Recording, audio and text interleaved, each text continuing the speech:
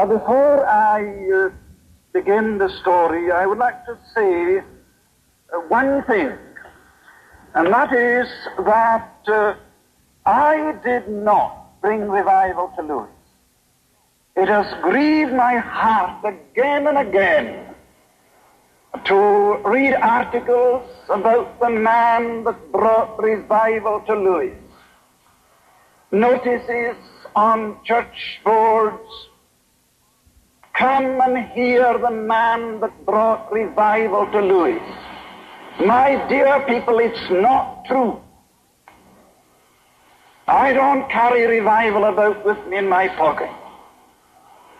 Revival broke out in Lewis some time before I went to the island. I thank God for the privilege of being in its midst for over 3 years. I went at the invitation of one parish minister for 10 days, but God kept me there for 3 years. Now I'm thankful to God for the privilege of, perhaps in some small way, leading that movement and teaching the young converts in the deep things of God. Now, having said that, I want to read you a few lines from this little book, The Lewis Awakening. It will give you an idea of the desperate state of this island prior to this gracious movement. The presbytery of Lewis met to consider the terrible drift away from the ordinances of the church, especially the drift away from the church by the young people of the island. Now here are words from a declaration that was read in all the congregations. The presbytery affectionately plead with their people, especially with the youth of the church, to take these matters to heart and to make serious inquiry as to what must be the end should there be no repentance. My dear people, take that to heart. Should there be no repentance. And they call upon every individual as before God to examine his or her life in the light of that responsibility which pertains to us all, that happily in the divine mercy we may be visited with the spirit of repentance and may turn again unto the Lord, whom we have so grieved with our iniquities and waywardness. Especially would they warn their young people of the devil's man-traps, the cinema, and the public house. That was a declaration by the presbytery, read in all the congregations and published in the local press. Now, you might ask me, what do you mean by revival? There are a great many views held by people today as to what revival is. So you hear men say, are you going out to the revival meetings? We're having a revival crusade, and so on. There is a world of difference between a crusade or a special effort in the field of evangelism. My dear people, that is not revival. As I already said from this platform, I thank God for every soul brought to Christ through our special efforts. and for every season of blessing at our conferences and at our conventions. We praise God for such movements. But is it not true that such movements do not, as a general rule, touch the community? The community remains more or less the same, and the masses go past us to hell.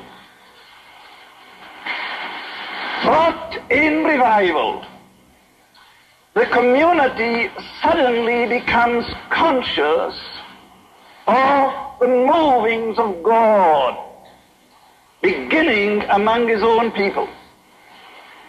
So that in a matter of hours, not days, in a matter of hours, churches become crowded. No intimation of any special meeting, but something happening that moves men and women to the house of God. And you find within hours scores of men and women crying to God for mercy before they went near a church. You have read the history of revivals, the Jonathan Edward revival in America. That was what happened. The Welsh revival, that is what happened. And the more recent Lewis revival, that is what happened. When God stepped down, suddenly men and women all over the parish were gripped by the fear of God. Now, how did it happen? This to me is an interesting story, and I want to tell it in full. One evening, an old woman, 84 years of age and blind, had a vision. Now, don't ask me to explain this vision, because I cannot. But strange things happen when God begins to move. And this dear old lady in the vision saw the church of her fathers crowded with young people. Crowded with young people. And she saw a strange minister in the pulpit. And she was so impressed by this revelation, because a revelation it was. She sent for the minister and told her story. The parish minister was a God-fearing man, a man that longed to see God working. Oh, he had tried ever so many things to get the youth of the parish interested, but not one single teenager attended the church. That was the situation. Well, what had this dear old lady to say to him? I'll tell you what she said. I'm sure, Mr. Mackay, that you're longing to see God working. What about calling your office bearers together and suggest to them that you spend 2 nights a week waiting upon God in prayer? You've tried mission. You've tried special evangelists. Mr. Mackay, have you tried God? Oh, I tell you, this is a wonderful old woman. So he meekly obeyed and said, yes, I'll call the session together, and I will suggest that we meet on Tuesday night and Friday night, and we'll spend the whole night in prayer. I tell you, dear people, here were men that meant business. And the dear old lady said, well, if you do that, my sister and I will get on our knees at 10 o'clock on Tuesday, 10 o'clock on Friday, and we'll wait on our knees till 4 o'clock in the morning. I tell you, this puts us to shame. So they went to prayer. And I want to mention that they had but one promise from God, and that promise they pledged.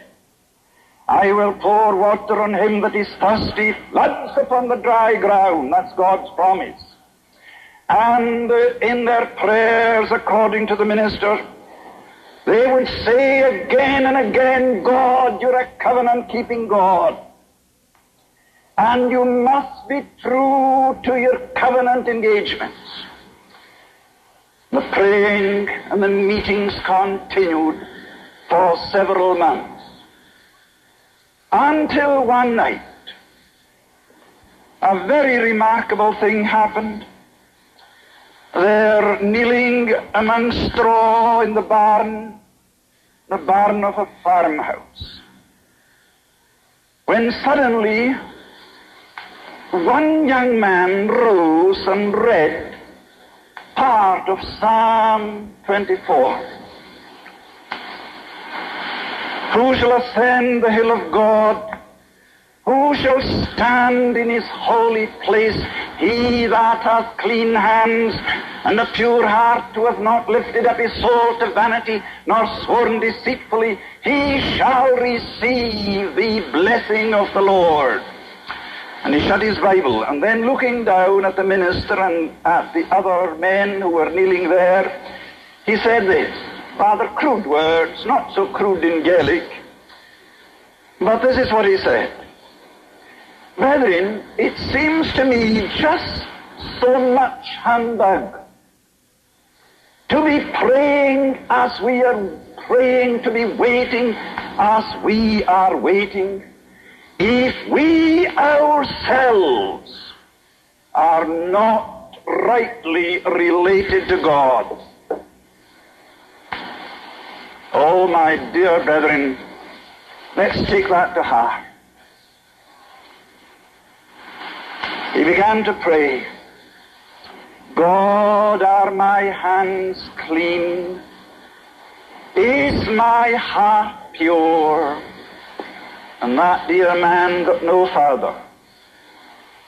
He fell on his knees, and then on his face among the straw, and within a matter of minutes, 3 of the elders fell into a trance.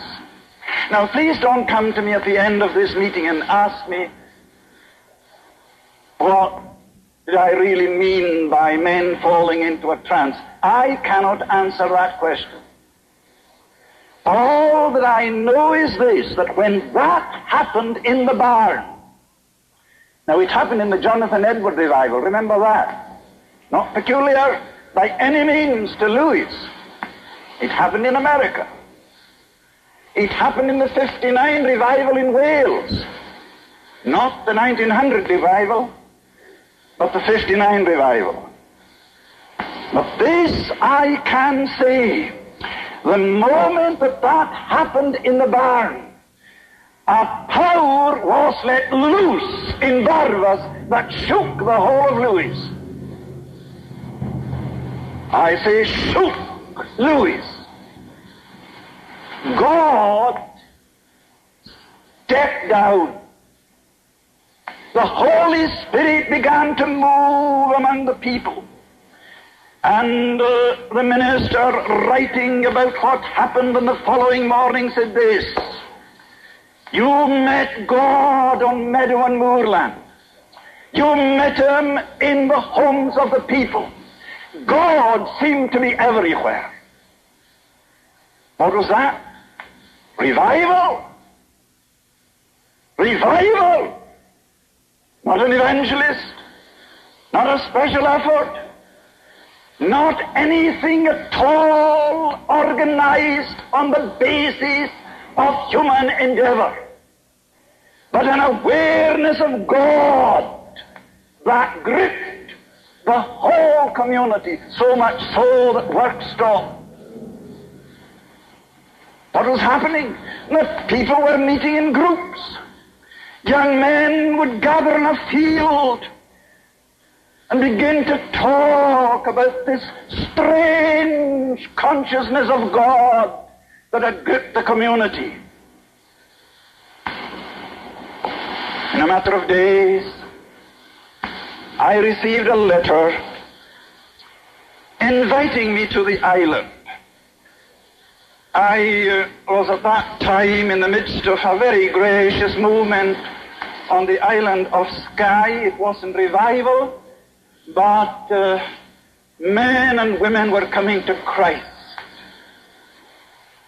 And God was glorified in the number of prominent men who found the Savior at that time, but it wasn't revival.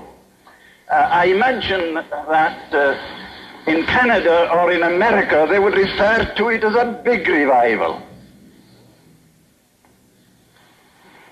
But it was definitely a move of God. So I received this invitation to come to Louis for 10 days. And I wrote back to say that it wasn't possible for me to do that because I was involved in a holiday convention on this island, and the speakers were arranged and accommodation in the different hotels for the people that were coming from all over Britain. I cannot take time to tell you how that convention had to be cancelled, largely because the tourist board took the hotels over my head for a special Sky Week that they were going to have, so I had to cancel everything. However, the minister received the letter and he went to the old lady with it and read the letter to her. And this is what she said. Mr. Mackay, that is what man is saying, but God has said something else and he'll be here within a fortnight. And I tell you, the convention wasn't cancelled then, but she knew. Oh, my dear people, listen, the secret of the Lord is with them that fear him. And she knew God's secret. Well, I was on the island within 10 days. To spend 10 days among the people. I was met at the pier by the minister and two of his office bearers. Just as I stepped off the boat, an old elder came over to me and faced me with this question, Mr. Campbell, may I ask you this question? Are you walking with God? Oh, here were men who meant business. Men who were afraid that a strange hand would touch the ark. Are you walking with God? Well, I was glad to be able to say, well, I think I can say this, that I fear God. The dear man looked at me and said, well, if you fear God, that will do. And then the minister turned and said, we're sure, Mr. Campbell, that you're tired and you must be longing for your supper. And supper will be ready for you in the manse. But I wonder if you would address a meeting in the parish church just on the way to the manse to show yourself to the people. There'll be a fair congregation. I'm not saying a great number, but anything between 200 and 300, I expect. You see, there's a movement among us. Well, it will interest you, dear people, to know that I never got that supper, because I didn't arrive at the manse until 20 minutes past 5 in the morning. I went to the church. Now, this is the interesting bit, because it deals with the outbreak of God in supernatural power. the God of miracle revealing himself in revival. I preached in the church to a congregation of about 300, and I would say a good meeting, a wonderful sense of God, something that I hadn't known since the 1921 movement in Mid-Argyll, but nothing really happened. And I pronounced the benediction. And I'm walking down the aisle when this young man came to me and said, nothing has broken out tonight, but God is hovering over us. He's hovering over us midday. And he'll break through any moment. Well, I must be perfectly honest. I didn't feel anything. But you see, here was a man much nearer to God than I was. Oh, he knew the secrets. We're moving down the aisle and the congregation is moving out. They're all out now except this man and myself. He lifted his two hands and started to pray. God, you made a promise to pour water on the thirsty and floods upon the dry ground, and you're not doing it. And he prayed, and prayed again until he fell again onto the floor in a trance. He's lying there. I'm standing beside him for about 5 minutes, and then the door of the church opened. And the session clerk came in. Mr. Campbell, something wonderful has happened. Revival has broken out. Will you come to the door and see the crowd that's here? 11 o'clock, Matthew, 11 o'clock. And I went to the door, and there must have been a congregation of between 600 and 700 people gathered round the church. This dear man stood at the door and suggested that we might sing a psalm. He gave out Psalm 102, when Zion's bondage God turned back, as men that dreamed were we. Then filled with laughter was our mouth, our tongue with melody. And they sang, and they sang, and they sang. And in the midst of it, I could hear the cry of the penitent. I could hear men crying to God for mercy. And I turned to the elder and said, I think we had better open the doors again and let them in. And within a matter of minutes, the church was crowded at 11:45. Now, where did the people come from? How did they know that a meeting was in progress in the church? Well, I cannot tell you. But I know this, that from village and hamlet, the people came. Were you to ask some of them today, what was it that moved you? They couldn't tell you. Only that they were moved by a power that they could not explain, and the power was such as to give them to understand and see that they were hell-deserving sinners. And of course, the only place they could think of where they might find help was at the church. And here they were, between 600 and 700. There was a dance in progress that night in the parish, and while this young man was praying in the aisle, the power of God moved into that dance, and the young people, over 100 of them, fled from the dance as though fleeing from a plague, and they made for the church.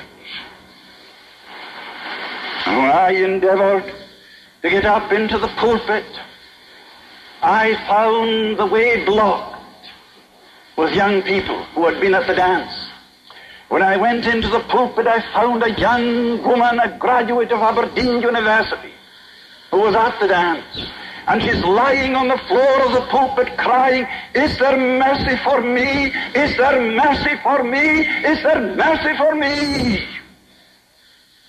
God was at work, and Peggy's vision, now actual and real, a church crowded with young people as well as old.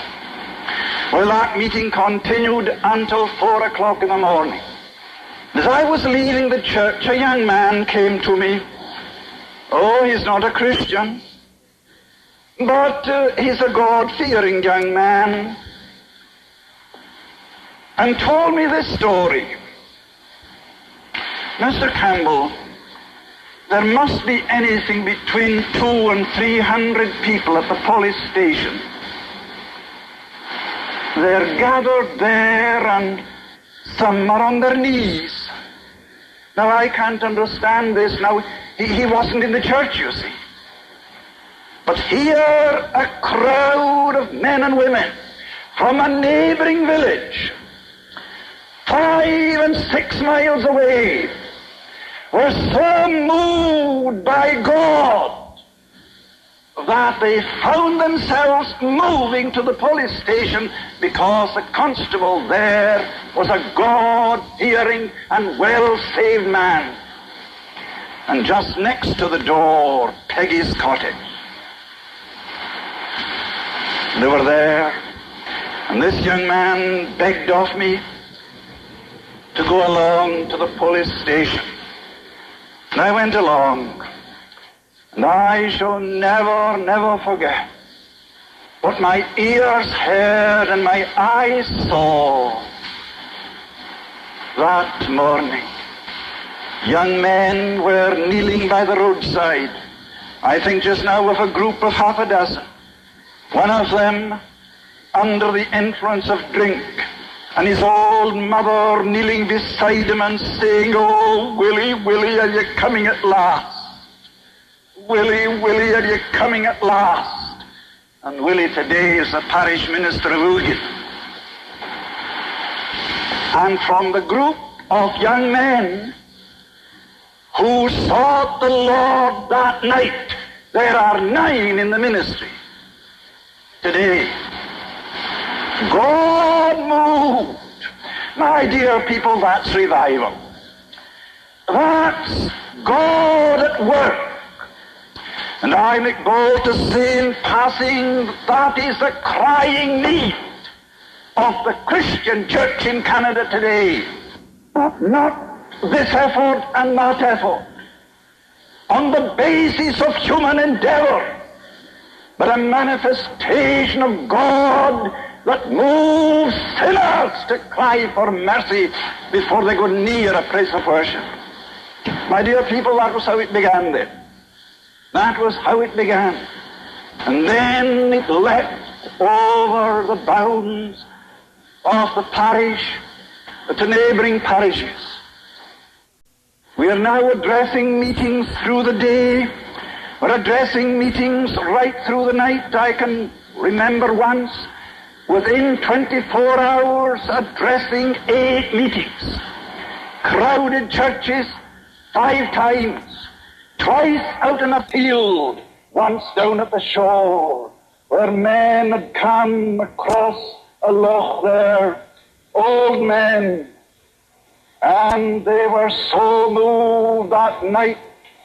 So many of them found the Savior that we followed them to the shore, and there we sang the songs of Zion at 2 o'clock in the morning before they left for their homes. Oh, my dear people, that's God at work. That's God at work. That's revival.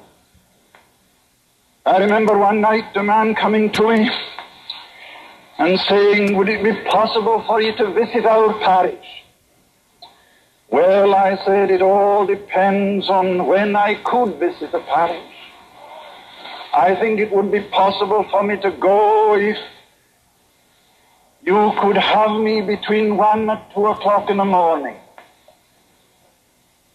So it was decided that I should go at 1 o'clock, 1:30. I arrived there to find a large church, one of the large churches in Lewis, crowded to capacity with as many outside. And I spoke there for an hour and then left the church with hundreds crying to God. I say hundreds crying to God for mercy. I left the church, and another young man came to me and said, Mr. Campbell, there must be between 300 and 500 people in a field down here. And they're wondering, the elders there are wondering if you could come down and address them. And I went down, and I found this crowd, oh, it was easy to address them, because the Spirit of God was hovering over us. The Spirit of God moving. And I see a man lying on the ground. Oh, he's in distress of soul, in terrible distress. And then 4 young girls, I would say about 16 years of age, they came over and they knelt beside him. And I hear one of them saying, listen, the Jesus that saved us last night can save you now. And that man was saved as the 4 young lassies prayed around him. My dear people, that's revival. I think I ought to tell you a rather amusing incident. We weren't in favor with all. There was a certain section of the Christian church that bitterly opposed me. Oh, I was a Madarminia. And I was teaching strange doctrine. When I was proclaiming that the baptism of the Holy Ghost was a definite subsequent experience to conversion. Now, my dear people, I believe that. May cross your path, but there it is. I want to say this in passing, that I believe it was because the people of Lewis grasped that truth that we can say today we know practically nothing of backsliding from that gracious movement of years ago. It is because they entered into the fullness. Because of that, a stream of men and women going out into full-time service. Well, we're singing at this meeting when I saw the door of a cottage opening, and I saw an old woman coming out with a black shawl on her, and she walked over, and she got a hold of one of the elders, a tall man, a strong man, a heavy man, and she said to him, I wish you people would go home and let people sleep. I can still see that dear man going over to her and taking her by the shoulders and shaking her and saying, woman, get away home, you've been asleep long enough.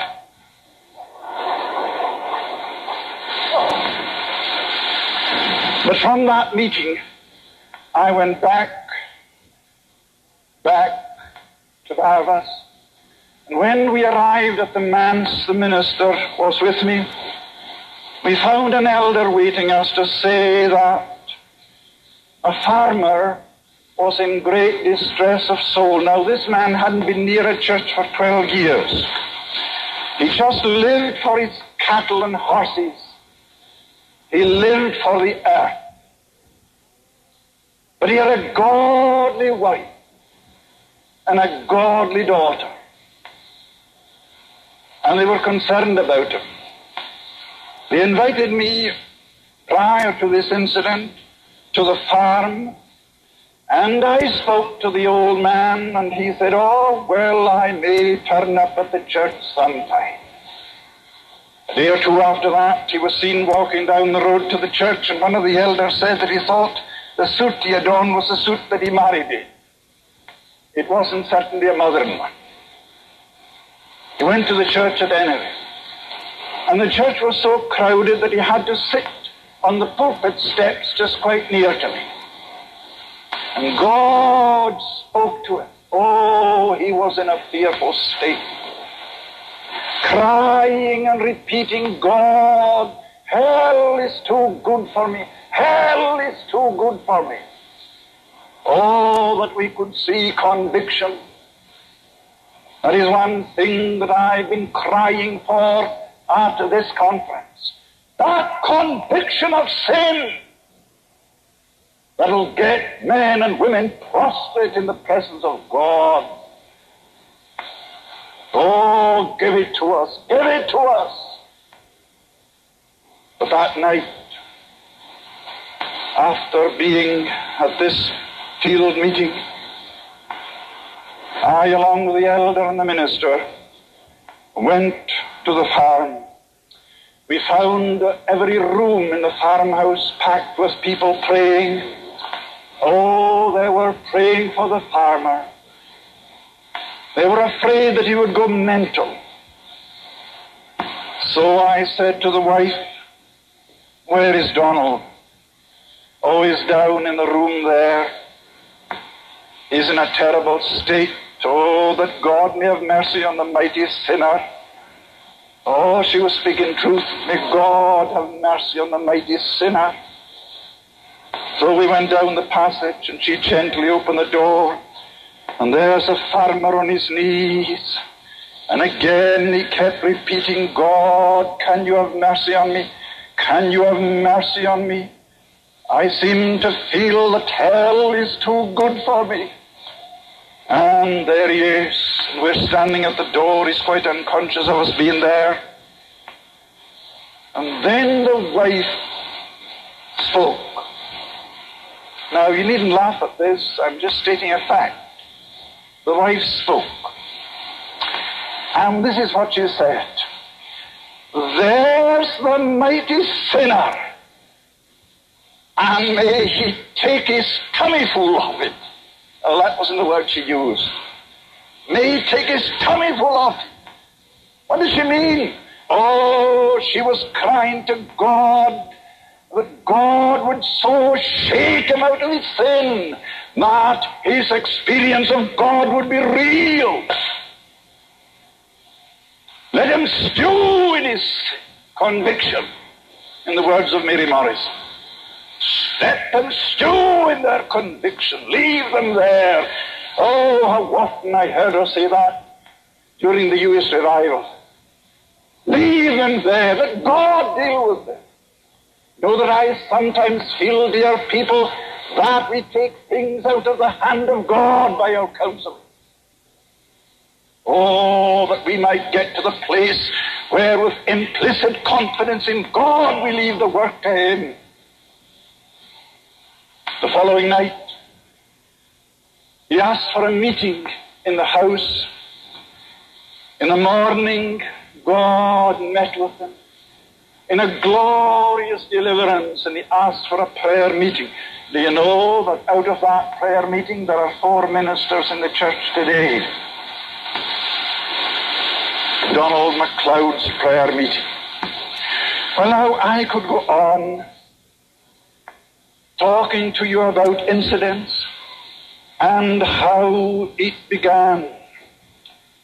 But I think I ought to mention one or two of the supreme features of the movement. First of all, of course, it was the awareness of God. That to me was the outstanding thing. This sense of God, the fear of God in the parish and in the neighboring parishes.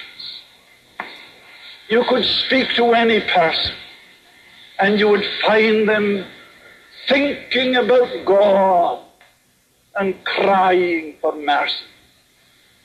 Now that is a fact that cannot be disputed. God was everywhere.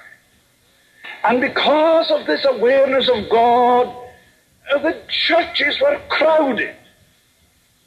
Crowded. Through the day, right on through the night to 5 and 6 o'clock in the morning. In revival, time does not exist. You see, the presence of God puts to flight program. Now often I've cried to God to so move in our midst that the program will go and the presence take the place. Well, that was what happened. But perhaps one of the main and outstanding features was this deep, deep conviction of sin. Now, I can't explain this. You would have to be there to see it. But here are two incidents. That dear old lady came to me one day, and she said, I feel led to ask you to go to this particular part of this parish. There are mighty sinners there that need salvation. Well, I said to her, you know, I have no leadings to go there.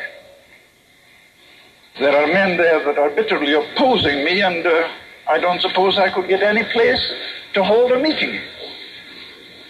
And she looked at me and said this, Mr. Campbell, if you were living as near to God as you ought to be, he would reveal his secrets to you also.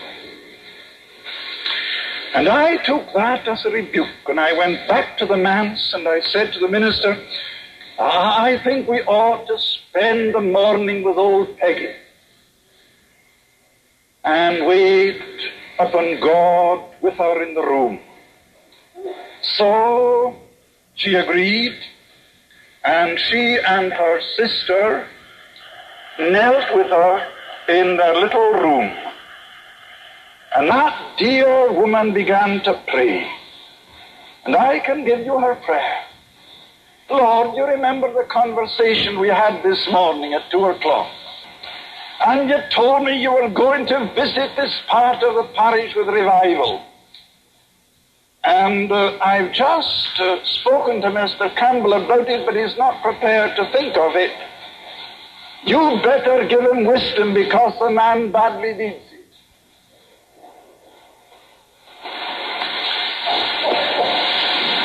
Well, that was what the dear woman said. And when we rose from our knees, I said to her, well, Peggy, now, where do you wish me to go, and where is the meeting to be held? Oh, you go, and God will provide the congregation and the meeting place. Well, Peggy, I'll go. Oh, you better, she said. You better. And I went on the following evening, and there must have been a congregation of anything between 300 and 400 gathered round this bungalow, a 7-room bungalow.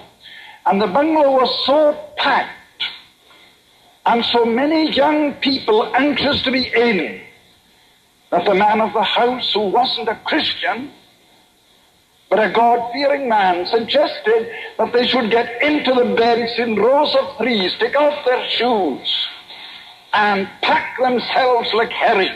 Now, that was what they did. Rows of 3s on their knees in the different beds. Not one of them could tell you, but moved by a sovereign God, they were there. I spoke for about 10 minutes when one of the elders came to me and said, Mr. Campbell, will you come round to the end of the house? Some of the leading men in the village are crying to God for mercy. And if you go there, we'll go to the peat stack over here where you see those women crying to God on their knees. And I went round to the end of the house, and there they were, the men that old Peggy saw, that would become pillars in the church of our fathers. And today, those men are pillars in the church. My dear people, that's the revival that I believe in. But in the midst of those crying to God for mercy, there were two pipers. I think most of you know that I was a piper, and playing the bagpipes at a concert and dance when God met with me and spoke to me and saved me. Miracle working God. Well, two of them are there. Now, those two pipers were advertised to play at a concert and dance in a neighboring parish. And the minister of that parish was there. He was the man who spoke to me and said, go to the end of the house. And he and his wife are looking at the two pipers. Oh, they're there crying to God for mercy.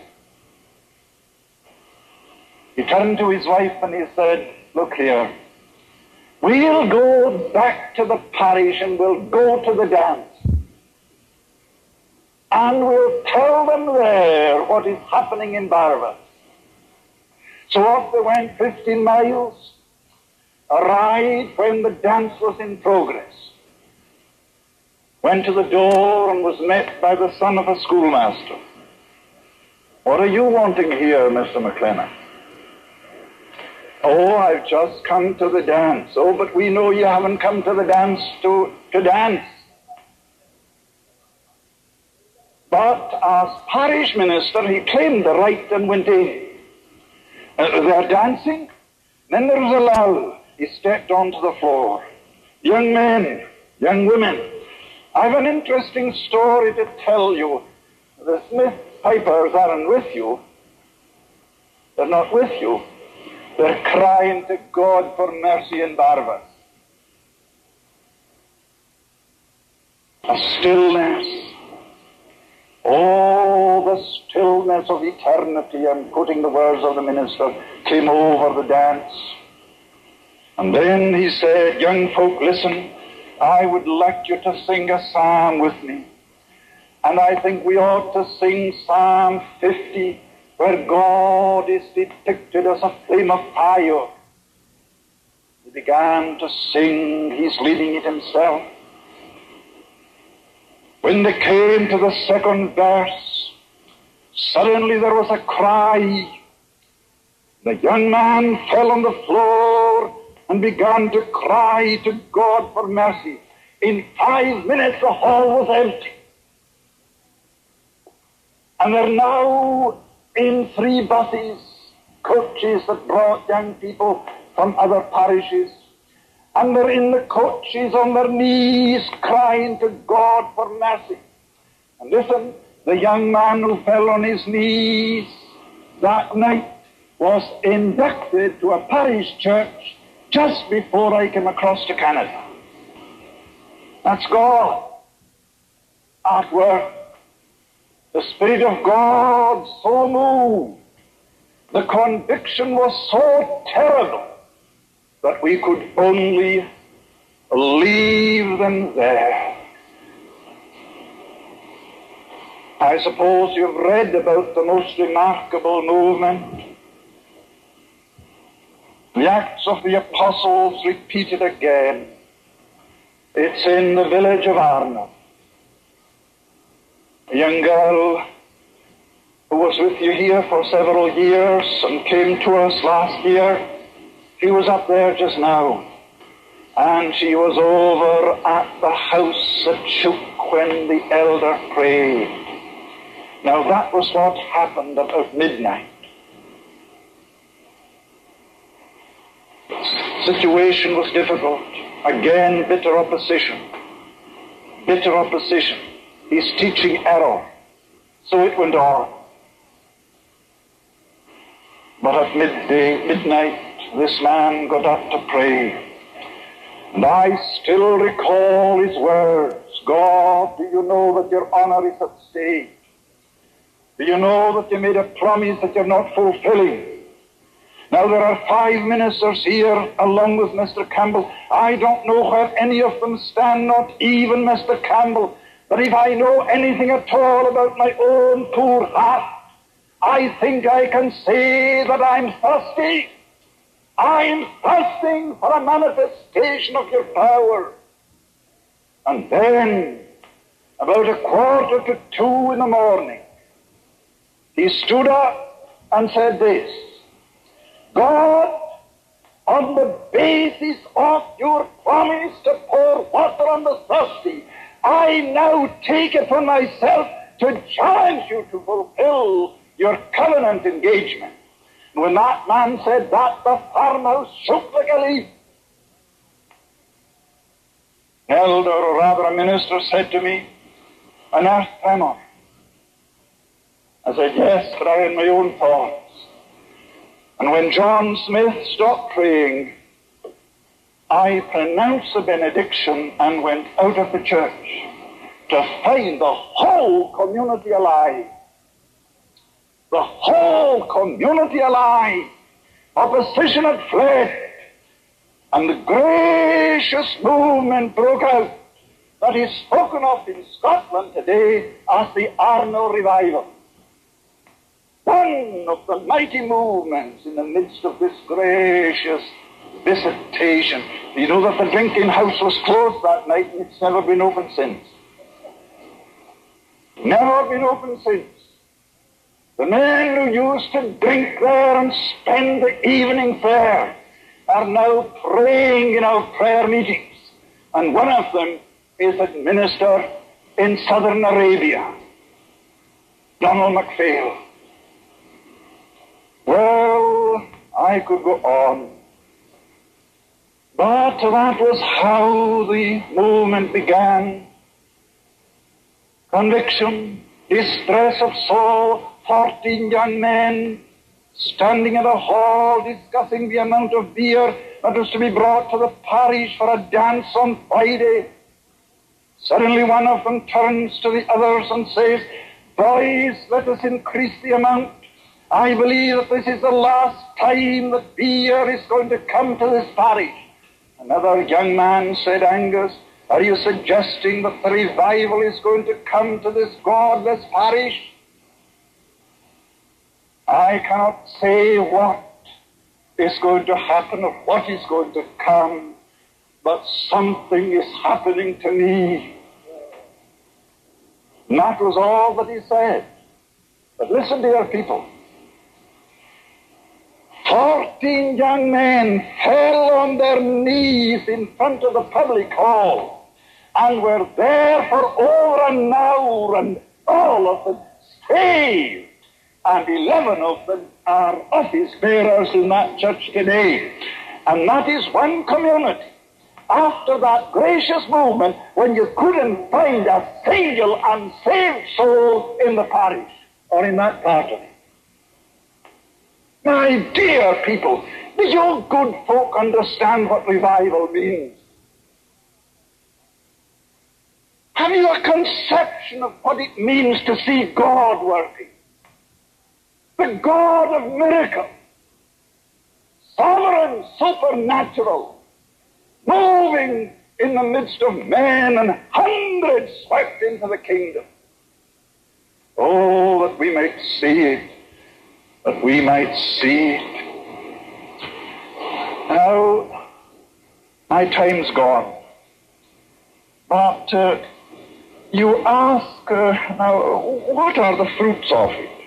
You've already said that you know nothing about backsliding. Now, that is true. I could count on my 5 fingers all who dropped off from the prayer meetings.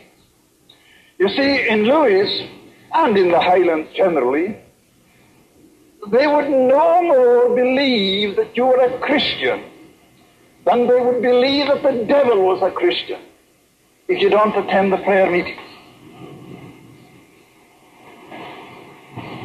And I agree with them. I certainly agree with them. when a soul is born again, suddenly there is created a hunger to be among the praying people of God. The prayer meetings become crowded. You couldn't find a parish in Lewis today that hasn't 5 prayer meetings. The local press stated in the midst of the movement, there are more people attending the prayer meetings now than attended public worship on a communion Sunday. Now that's true. Well, that is one of the outstanding features relative to the fruit that remains. And from those prayer meetings, now get a hold of this, from those prayer meetings, a movement has begun now that is sweeping through Lewis. Where is it? Among whom? Among the teenagers. Among young men and young women that some time ago would be making their way to town, to the pictures, or to the dance, or to the drinking houses in the town.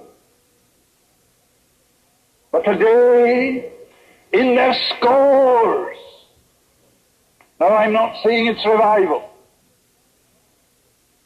not in the sense that we witnessed it some years ago, but in parishes tonight, you will find perhaps half a dozen prayer meetings in progress.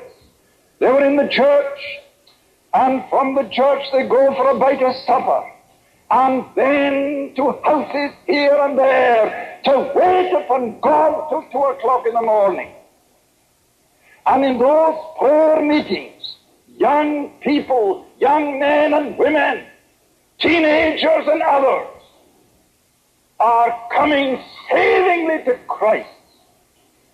Your Miss Bengal was among them recently, and she has a story to tell.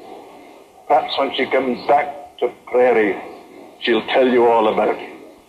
Not as if we let her go. We're going to hold her. I think I said to Mr. Maxwell, if you can give us half a dozen other Miss Bangles, we'll welcome them with open arms in the work of the mission in pagan England. I didn't pass it. Well, it may drop a seat somewhere. But that is true. The movement continues. And perhaps another feature relative to the fruits is the number of men and women that have gone forth into full-time service in the ministry and in the foreign field.